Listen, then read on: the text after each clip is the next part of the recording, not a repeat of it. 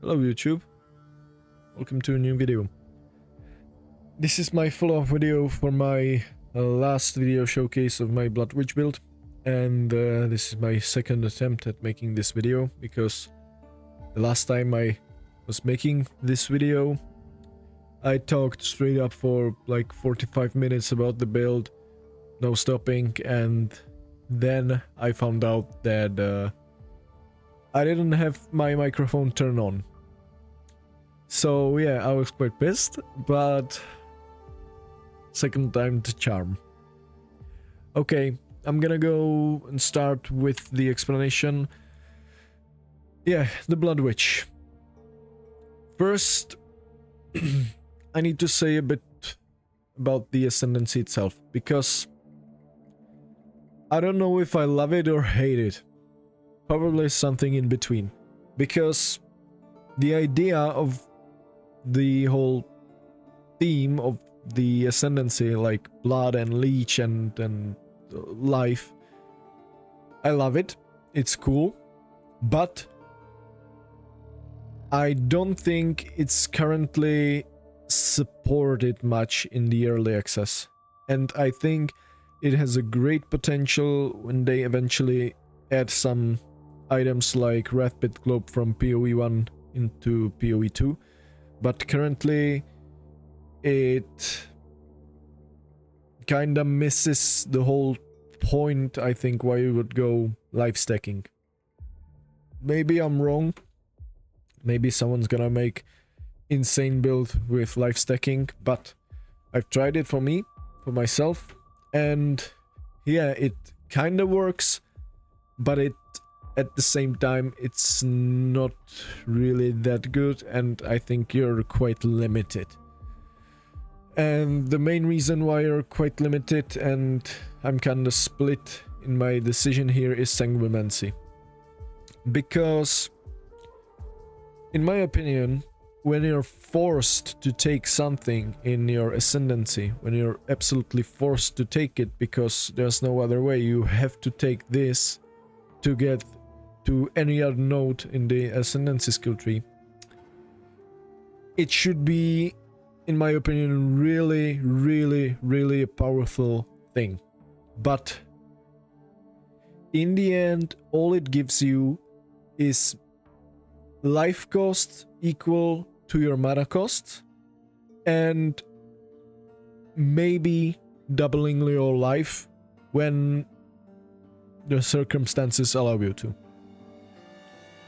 But in the end, it works with the build quite nicely, but as with big trade-off. Because if you want to scale this overflow life, you need to make yourself, to give yourself a reason why you would even try to do it. And the reason is Gore Spike for 1% increased crit damage per 40 life. And just in case you don't know, the life remnants are these happy little globes on the ground that you pick up, and they give you life. And I mean, they heal you if you're not on full life, and if you pick them on full life, they overflow your life up to double your maximum life. So I'm able to get, instead of 5,600, I'm able to get to 11,200 life thanks to this, which sounds really powerful. But at the same time, I'm limited, because when I am at my overflow life, if I cast some skill with mana cost, it removes the life, same as mana cost, from your overflow life, and there's no other way to recover your overflow life other than picking another life remnant. So yeah, that's what creates this bit clanky playstyle, but sometimes really rewarding. And by rewarding, I mean the life is basically double your life if you pick it up. So that means if you get hit, it removes your overflow life first before your normal life. So that would mean double defensive, at least in terms of life. And with Gore Spike, that would mean the more overflow life you get, the more damage you get. And some people said, I've read that it doesn't work, but it absolutely does. And you really feel it when you don't crit and when you don't have overflow life. Yeah, that takes me to the another point of the build. It's a crit build, so I'm taking this. And since I'm taking this, I am again limited because for my next ascendancy, my last, fourth, I can choose just one of these things basically, because this is absolute garbage and this is really bad for me too, because I don't do any bleed damage.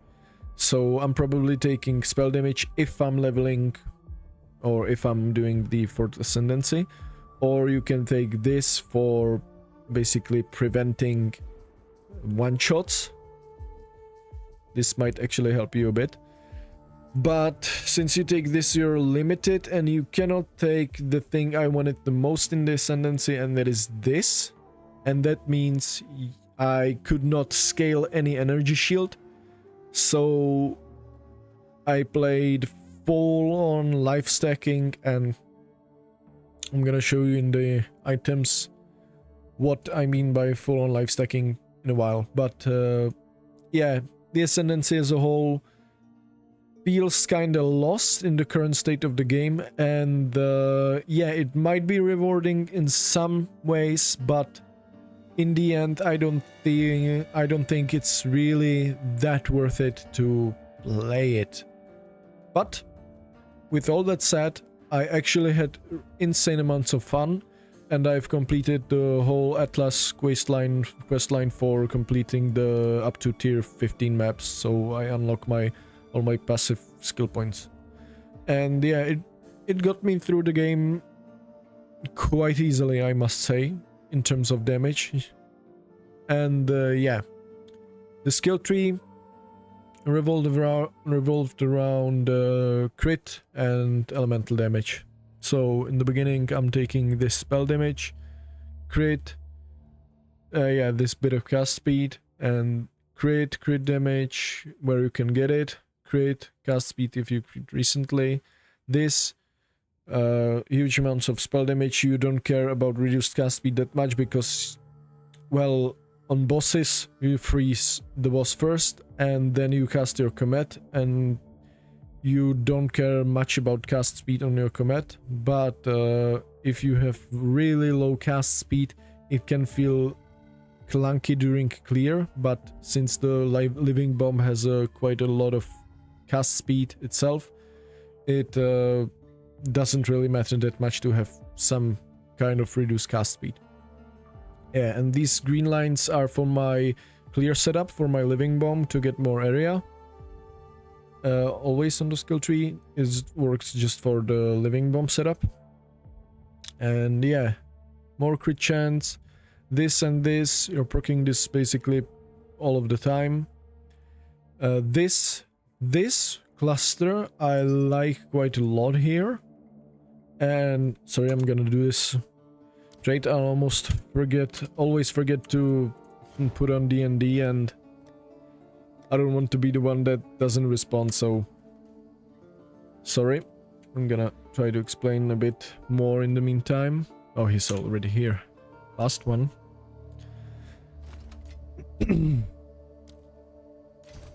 Thank you. Leave the party /D&D. Nice.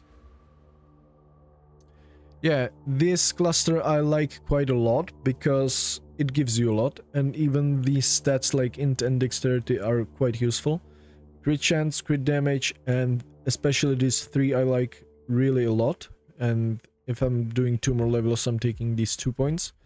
Crit chance and damage if you dealt crit strike in past 8 seconds, and 20% if you dealt crit recently. So this is 70% increased damage basically all of the time. Then I went for this because I'm converting my fire damage from living bomb to cold damage and scaling cold damage and lightning damage. And the freeze build-up is great for bosses and for normal enemies too, because there are really 2 defensive layers in this build, and that is maybe 3. The life pool is one, freezing is the second one, and safe play style is the third one, if you want to include that. But I'm a melee player usually. Most of the time I play melee in PoE 1 and PoE 2 also, probably. But I'm trying right now other ascendancies and skills. But I'm usually playing melee, and at least for myself I like to include safe play style as basically a defensive layer. If you've ever played melee in Path of Exile, you know what I mean.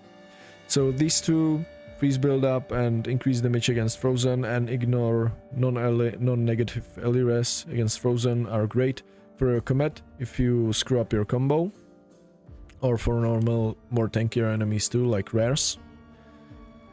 This cluster absolutely necessary for your living bomb, because living bomb has a built-in time, 2.5 seconds until it explodes. This lowers the time, so it explodes faster. Bit of grid here. This cold cluster for cold exposure effect.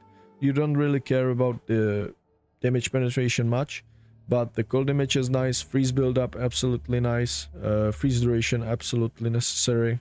Oh, necessary. Really good, at least. And this is for my main setup for Comet and single target damage. This gives level to my Frost Wall and Comet. This cluster for exposure effect. These small nodes give... These 2 give exposure effect too. And this one... This little node is just for the main weapon set, because I'm casting my things that do exposure with my main weapon set, so it increases the exposure effect. And this for 30% increased elemental damage, basically on bosses at minimum. Yeah, the last thing here is again some AoE for living bomb. This cluster I took for my single target and living bomb, because it's nice to get some AoE for your single target for your Frost Wall, and it also has spell area damage, so that's nice. And this I took for my single target setup. It's just crit damage, nothing else. Crit damage. And this probably my favorite cluster in the top left side, at least from what I've seen. And yeah, lots of elemental damage, lots of ailment scaling and cast speed and crit chance and elemental damage again. This cluster I really love, and I'm looking forward to when they actually add something like Inquisitor or some Druid, or basically a hybrid of strength and I'm really looking for things like this to scale attack speed, cast speed at the same time. Really looking forward to that. Yeah, that's the skill tree, and now I'm gonna explain the gems and items, because it's a huge part of this build, your items and gems.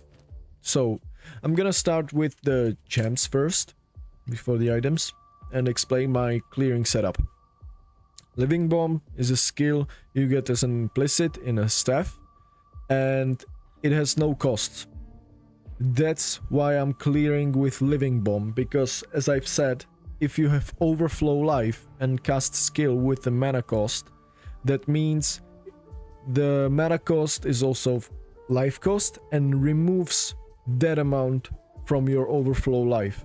So if you're running around the map and casting a lot, that means you're constantly chipping away from your overflow life, and since life is basically your only real layer of defense, that to me is quite bad. So I went with AoE scaling and Living Bomb, since it has no cost. And you absolutely need, this is mandatory, overabundance, because Living Bomb, as you can see, it has one limit. That means you can have one Living Bomb active at the time.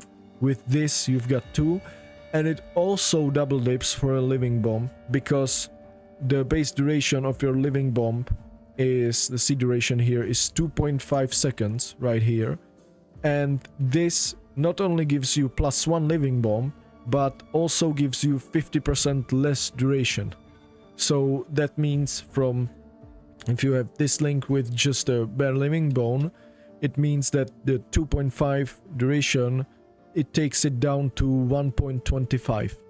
And you can scale it down even more. As you can see, my C duration is 0.68, and it's just this support gem, quality on your weapon, that increases the quality of the implicit skill, so that's 0.5 second more down, and the 3 points on the skill tree, and it takes me down to 0.68 seconds.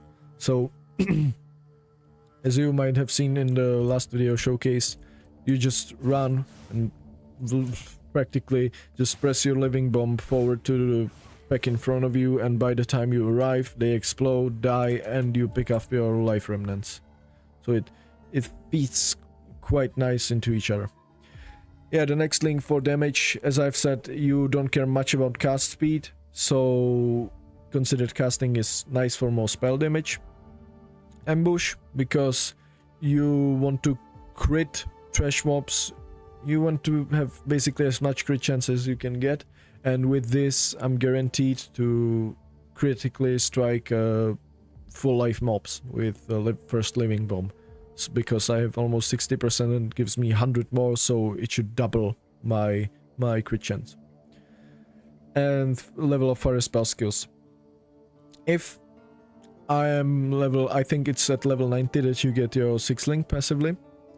If I'm at level 90, I would probably link it with cold exposure, just to apply cold exposure more easily on bosses. Pardon? Yeah, the main single target star here. It's the Comet. And it's linked with Biting Frost for consuming freeze and dealing 50% more damage. Conk effect, 40% more area damage. You don't care much about area of effect on your Comet, so this is great support. Elemental focus, you don't care if your Comet freezes or shocks or whatever, so another just basically upside support. And Hourglass, because ideally you cast it just on bosses, which I do, and usually by the time I cast it on bosses, the boss dies in one Comet. And I'm talking about tier 15 bosses. And what can happen if you just don't deal enough damage? It can happen that it doesn't one-shot a boss, but that's no big deal, because if you crit, the boss is left with just a few HP, just so you can do 2 living bombs or something to finish the boss. And yeah, currently the crit chance is 68%. I would like to get more, and if I'm leveling up some more, I'm gonna get more. But yeah, if you roll non-crit, you really feel it. You really feel it. And if you roll non-crit on with perfect, I mean, if you do perfect damage combo and then roll non-crit on your Comet, it's like taking the boss from 80% HP to 0 with crit, but without crit you take it from like 80% HP to 60% HP. So if you don't crit, yeah, the combat feels really bad, but I'm usually critting. Then the Frost Wall, mainly used for single target and some utility, so I've got it linked with Spell Cascade, so I make more Frost Walls. Magnified effect for more AoE on the explosions, and more freeze build-up, because this skill freezes like crazy. It has more freeze build-up built in and more freeze build-up with the support gem. It freezes like crazy, really crazy. Yeah, then the Ball Lightning, and it's used for utility and your damage rotation, and it's currently linked with Unleash, Scattershot, Arcane Tempo, and cold exposure. So on bosses I cast ball lightning, and it's practically guaranteed to crit because it hits really fast, and I'm throwing like, I don't know, 7 of these ball lightnings, or what is it? And yeah, it's basically guaranteed to crit and make the enemy exposed to cold. But when I'm high level enough, I think I'm gonna switch cold exposure to living bomb. And yeah, then with combination of ball lightning, I'm using lightning warp because, and I'm really proud of this combo. I'm not saying I'm the first one to do it, but I'm proud of it because lightning warp is a culling skill, and basically it does nothing when you press it, and if you don't press it on the enemy that is able to be culling striked, it does absolutely nothing. It does no damage, just this animation. But if you press it on the enemy that is able to be culled, it teleports you and deals really huge AoE.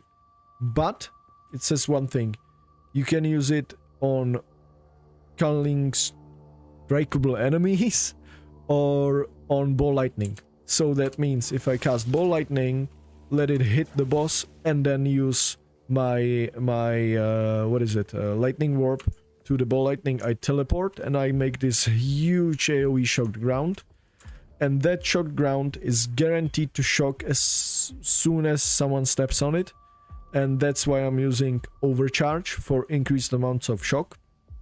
And the base shock is 20%, but with this I think I'm shocking for like 41% on bosses with the shock ground that is guaranteed. And I'm linking it with cold exposure, the lightning exposure, because as soon as someone steps on the shock ground, not only that he's shocked, but he gets lightning exposure, and that's really huge damage. And then I'll have it linked with soul drain and life drain, just for some utility when you are surrounded by mobs. The culling strikeable enemies are marked with this blue mark, so you can easily see what you can use it on, and it recovers your mana and HP. But it's really not necessary. You're not using it during mapping too much. Yeah, the interesting thing and the reason why I'm scaling elemental damage in general and trying to scale cold and lightning damage is this thing, Mana Tempest. I think this skill is too strong. It's really strong, basically, for any caster build, because I've read the damage formula on wiki, and the damage as extra in PoE 2 works in a way that it takes your base flat damage of the skill. For basically, for example, my Comet, it takes this flat damage and gives it 76% as extra lightning damage based on this flat damage, and it counts as a flat damage too, and then your increases and multipliers apply. So if you would have increased cold damage and this spell, it would first take your flat damage and make it extra lightning, and then your increased cold damage would apply, so your lightning extra damage wouldn't benefit. But if you get spell damage or elemental damage, both of these damages basically are affected. It applies for both of these damages, because you first get the damage as extra and then the increases apply. So you scale both lightning and cold damage. Yeah, and just for example, so we can see, look at my Comet, 113 damage, and when I press my Mana Tempest, 165,000. Yeah, so it's a quite nice damage boost, damage buffer. I'm having it linked with life tap, so it doesn't consume my mana, because otherwise I don't really have any mana recovery except of Flask, but I don't need it that much. Yeah, inspiration, This I'm using for more damage on the empowered spells, because the spells you cast inside the Mana Tempest are empowered, so they deal 15% more damage. And this empowered spells have Culling Strike. That means you basically you have Culling Strikes when you cast spell inside of this storm, inside of this Mana Tempest. Sorry, I'm starting to lose my voice a bit. Yeah. I'm using 2 curses. I forgot to show you, I think, Whispers of Doom. So I can apply 2 curses. And I'm using Hypothermia and Conductivity since I'm scaling cold and lightning damage. And I have it linked with Cursed Ground and Focused Curse. And Solar Orb I'm not using anymore. But I had it, when I was using it, I had it for, I think, fire exposure when I was experimenting with Ignite and just left it in there. And you can actually link it with Font of Blood and Font of Mana, and you can still press it. And it gives you a bit of life regen and a bit of mana regen. But you absolutely don't have to do it. Yeah, I think that's it for the skills. I explained the reason why I'm using Living Bomb, and yeah, the combo rotation on maximizing your combat damage is first when you step into the boss arena, you want to freeze or freeze build up on boss a bit, like, I don't know, 80-70%, something like that. Then you want to use your Ball Lightning, shock him to expose him to fire, use your Lightning Orb to create a shock ground and expose him to lightning. Then in the meantime of doing these things, you want to do your double curse for less resistances. Then you freeze him, and when he's frozen and you've got all these damage effects going, you press your Mana Tempest and do 1 command into the ice walls you've casted on the boss, and he's dead. Yeah, the damage combo can be quite difficult to learn and quite chaotic to pull out in some fights, but when you do it, and when you do it right, you're extremely rewarded on your combat damage. And as I've said, I'm on, I would say, pretty humble gear, and on 5 link I'm usually one-shotting bosses on tier 15s. Yeah. As I said, humble gear. I'm gonna show you my gear right now. So I'm gonna start off with the weapons. This is my single target setup. I'm using one for damage as extra cold and extra lightning. Ideally much higher spell damage than this and level of cold spell skills. And yeah, ideally would want increased crit chance, much more than 13, and crit damage probably. Or I suppose you could get cast speed for more quality of life, because the cast time of combat is quite long. But yeah, for maximizing damage, crit damage would be better than cast speed. And focus, basically the same thing. Ideally you would get level of all spell skills, spell damage and increased crit chance and crit damage. Boots, just basic boots with as much movement speed as you can get with tier 1 life. And I really needed to get something to solve my stunning problem, because I realized I was getting stunned a bit, even though stun threshold is defaultly based on your life. So the more life you get, the less likely you are basically getting stunned.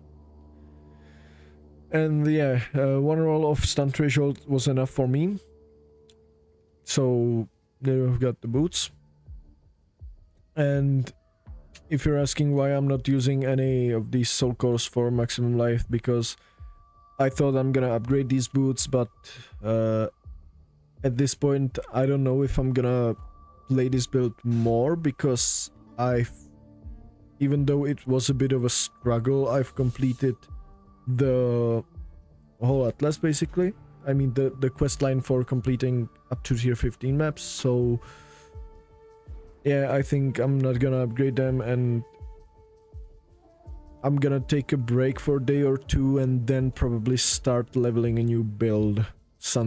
Yeah. So I don't think I'm gonna upgrade these anymore. The belt, just life, stat, I mean strength, and mana recovery. I want it because it's a bit of a quality of life, because when you do your curse combo and then you want to press your command, I'm out of mana. So I wanted a bit of mana recovery on my flask. And these gloves. These gloves are the mandatory thing with the living bomb for the clear setup, because I'm scaling mainly cold damage and, as I've said, the lightning damage, but for clear it's basically just cold damage, and this converts your fire to cold, and since you convert the fire to cold, that means your living bomb converts fire damage to cold damage and actually chill and freeze. So even on your clear you've got this second most powerful and the only layer of defense of this build. Yeah, so these gloves, really good. Rings. Rarity, stats, maximum life. Basically the both. This one has cast speed instead of the rarity, but I'm not gonna upgrade it now, I think. Yeah, because I really don't want to invest more into this build. I want to try something else. The amulet, basically the same thing. Ideally you would get tier 1 flat life, tier 1 increased maximum life, and tier 1 level of all spell skill gems, and then get whatever you can. But this I bought for like, I don't know, 9 exalted of some budget amulet. It had rarity, so I took it. Yeah, the weapon swap. You can get up to level 19 living bomb base, and that requires level 84. So that's quite a high requirement, but it's well worth it, because I bought this weapon for 1 divine without the mana and without the crit. Did 2 exalted orbs and slammed the 16 mana and 54 crit chance. And yeah, the main things you want here: damage as extra cold, increased spell damage, and level of all fire spell skill gems. These are the 3 main things you want on your staff, and maybe a bit of cast speed. 49 is, I think, overkill. It's more of a quality of life things, but 20 cast speed would do it, I think. And if you for some reason want to spend more into this build, ideally you would get crit chance for spells higher, and instead of mana you would get damage as extra lightning, so you proc this during clearing too, and not just for bosses. Yeah, that's the weapons, and the best for the last. Chaos Heart and Well of the Night. 2 items that have insane potential, but have at the same time insane downsides. So first, Chaos Heart. 1000 flat maximum life, but you have no spirit.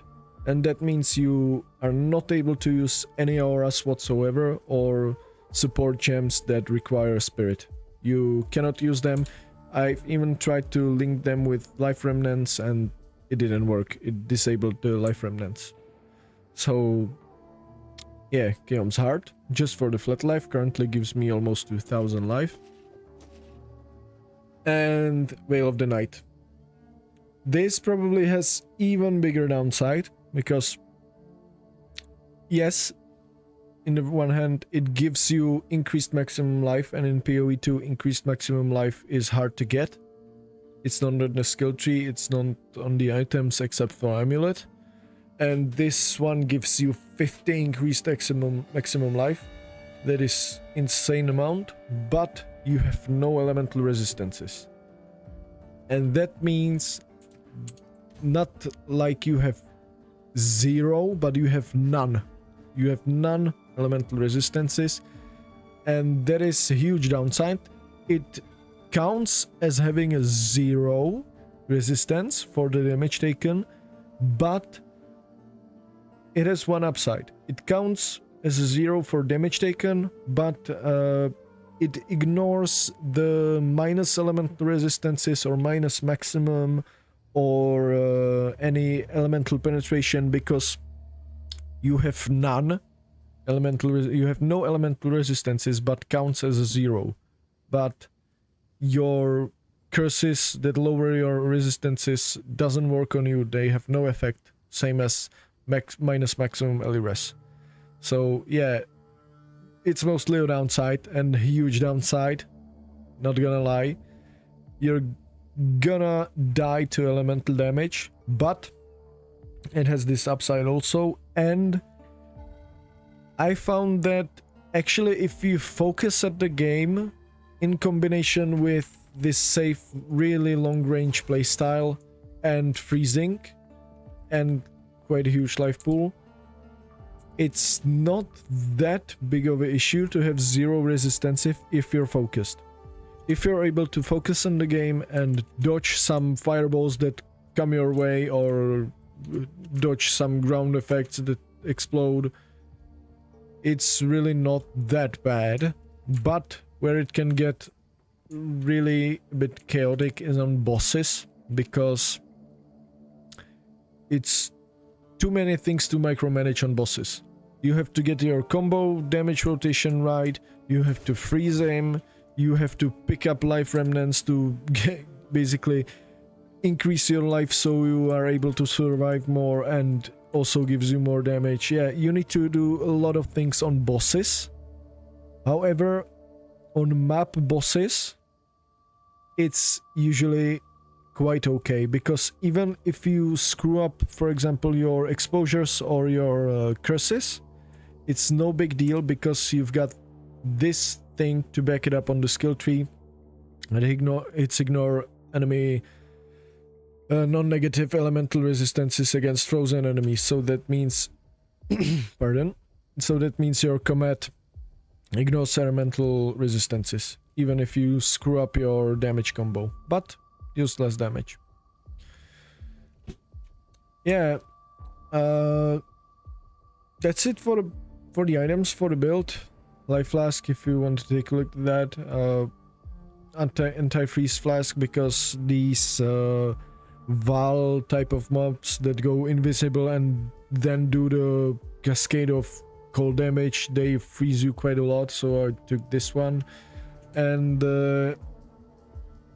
yeah, for the conclusion, I don't think I would recommend this build. I think it's a really cool idea. I had to pat myself on the back because of this build, because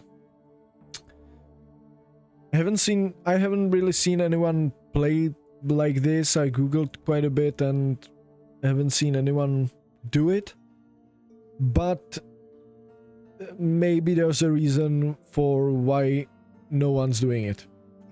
Because the playstyle can feel really clunky and you have to do really a lot of things to make it work, and that's quite a big task to take. But as I've said, I've completed the quest line, the damage was fine, my gear is like, if you don't count my 3 grand spectrums, which you absolutely don't need because it increases your life by like I think it's maybe 600. You got 3 of them, each one is, yeah, not even 600 life for 6 divines. So these are really not mandatory, more of a min-maxy thing, but I wanted to try them. And yeah, I wouldn't really recommend the build, but it was really a lot of fun for me, and I was satisfied that it even worked, because I really didn't know what to do with the build. I was leveling like trying every skill that is in the game, and then early maps I was doing Spark with Mana Tempest, so basically the clear would look like I just drag around some mobs to me, then press Mana Tempest, and then start casting Spark and hope I don't die. And since Spark needs a lot of cast speed and has high mana cost, I was degenning my health, and I originally had this. Even though I had this, the leech wasn't enough for me to leech it back, so basically these 2 points were just a pure downside for me at that point. But when I did my third ascendancy and I switched to this and took out Vitality Siphon, the build felt much better, and then by this point I switched to Living Bomb because I was quite tired of constantly chipping my life away. And yeah, the price of the build currently, the most two expensive things were Wand and my staff, both for 1 divine. I think it's like 3 or 4 divines into the build if you don't count these grand spectrums that you don't need. 3 or 4 divines, 4 at the maximum, I would say. So I don't know if it's good for the cost, if it's bad for the cost, but it was certainly good for me. And now I'm ready to move to another build. I'm probably gonna be making something with Deadeye, because I was playing Warrior and then I was playing this build, and yeah, even in this build this playstyle is much faster than on the Warrior. But even here I've got 23.5 movement speed, and I really want to just feel how is it to play like with permanent like 50 or something movement speed. So I think I'm gonna be probably playing Deadeye and making new build, and of course a new build video. Yeah, one more thing I wanted to show you. I've heard I saw yesterday Dart microtransactions video about the citadels that you need to find to fight this boss, and he said he cannot find basically any citadels at all, and I was not really looking for them, and now I've lost it. Where was I? Yes, somewhere right here, around here. Yeah, I wasn't really looking for them. I was just clearing my maps, doing my thing, and now all of a sudden when I took these 4 and did some farming here, I saw, I think here it was. Yeah, there's one citadel, 80 Iron Citadel, and the right of this was, yeah, that is the Copper Citadel. So I find 2 at the same time, and I think I've heard him say something in a video that when you see some houses that basically, yeah, these houses that basically confirms that you found the citadel, even if it's clouded. If there would be fog of war and you see these houses, that basically means that there's a citadel. And I've found 2 at the same time. So I think I'm quite lucky. And he was doing some theory or conspiracy theory about small houses, something that you should follow houses around the map and you eventually stumble upon citadel. I have no idea who came up with this, and he said it's probably not true, but when I heard it and when I saw my map and these 2 citadels, I found out that there actually might be something true about it, because I don't know if this is counted as a house or what is it, but along the way near the citadels, basically maybe pointing to the direction of the citadel, there are these little houses, as you can see, or these square pyramids, or what is it, basically pointing at the citadel, and the same in the Copper Citadel. Because again, if you think about it, these look like some kind of iron pyramids, and they all point into a direction or are near the iron citadel. And there is a copper citadel, and there's more. Yeah, there are these also, but there's more of these normal houses. So I don't know if it's a.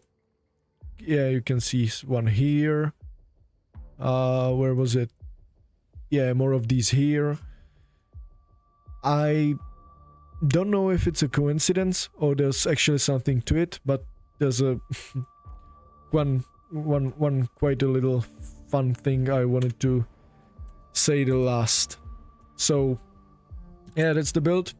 Next video is gonna be probably a new build, maybe something from leveling, or I don't know yet. Probably a Deadeye, as I said. And just saying that if I'm gonna go Deadeye, that doesn't necessarily mean I'm going a bow build, so stay tuned for that. Thank you if you've made it so far into the video, and bye bye, Exiles.